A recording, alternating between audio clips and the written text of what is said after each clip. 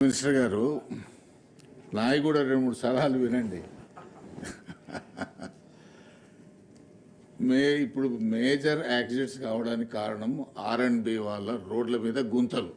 మేము జిల్లా మంత్రికి చెప్పారు ఒకసారి. ఆ మంత్రికి చెప్తారు, ఇది హౌస్ కాబట్టి చెప్తున్నాను. మేజర్గా రోడ్డు మీద ఉన్నటువంటి గుంతలు, ఎందుకంటే గుంత దగ్గర రాగానే వాడు సడన్ బ్రేక్ వేస్తాడు, వెనకోడు వచ్చి కొడతారు.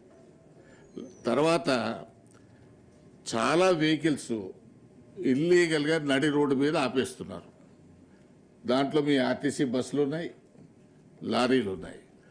ఆగి ఉన్న లారీకే గుద్దుకొని చచ్చిపోయిన వాళ్ళే ఎక్కువ, ఆగి ఉన్న బస్సులను గుద్దుకొని చనిపోయిన వాళ్ళ సంఖ్య ఎక్కువ. మీరు సెన్సెస్ తీయండి. అదేవిధంగా సైరన్స్, ప్లేట్స్. సైరన్ అయితే ఎవరు రోడ్డు పెట్టుకుంటుండో ఎవరికి అర్థమైతే లేదు, ఎవరు ఇష్టానుసారం వాళ్ళు పెడుతున్నారు కార్లకు.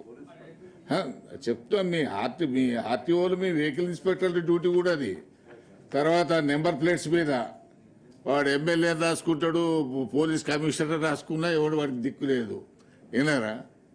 అందుకనే మీ డిపార్ట్మెంట్ చేయాల్సిన దాంట్లో కూడా మీరు ఎప్పుడు రోడ్ల మీద ఇన్స్పెక్షన్ చేస్తుంటారు కదా మీ వెహికల్ ఇన్స్పెక్టర్స్, అవి ఎందుకు పట్టించుకోవట్లేదు?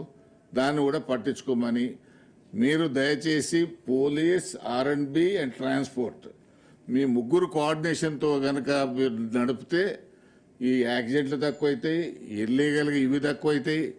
తర్వాత మల్కాపూర్ ఫిట్నెస్ సెంటర్ నేను కలిసి విజిట్ చేసినాం. ఇంతవరకు మళ్ళీ అది ప్లాన్లో రాలేదు, వర్కౌట్ కావట్లేదు. కేంద్ర ప్రభుత్వం 6-7 కోట్లు ఇచ్చి అప్పుడు తయారు చేసినటువంటిది యాస్టేజ్గా అన్యూజ్డ్గా ఉంది.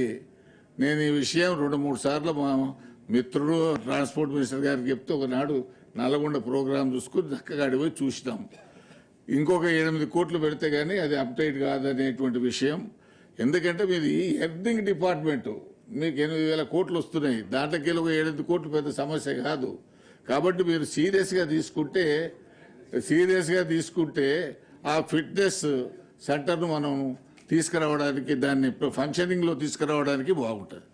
తర్వాత స్లోగన్స్, వేగం కన్నా ప్రాణం మిన్న అనే స్లోగన్ కొన్నిటి దగ్గర పోర్లు పెడతారు. అది చూస్తే ఆటోమేటిక్గా సైకలాజికల్గా మనిషి స్పీడ్ తగ్గుతుంది.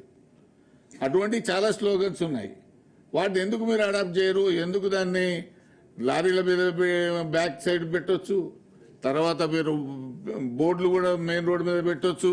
అది మీరు పెడతారా, R&B పెడతారా, పోలీసు పెడతారా? మీరు అందరు కూర్చొని దాని మీద నిర్ణయం తీసుకోవాలని చెప్పి నేను ఈ సందర్భంగా కోరుతున్నాను.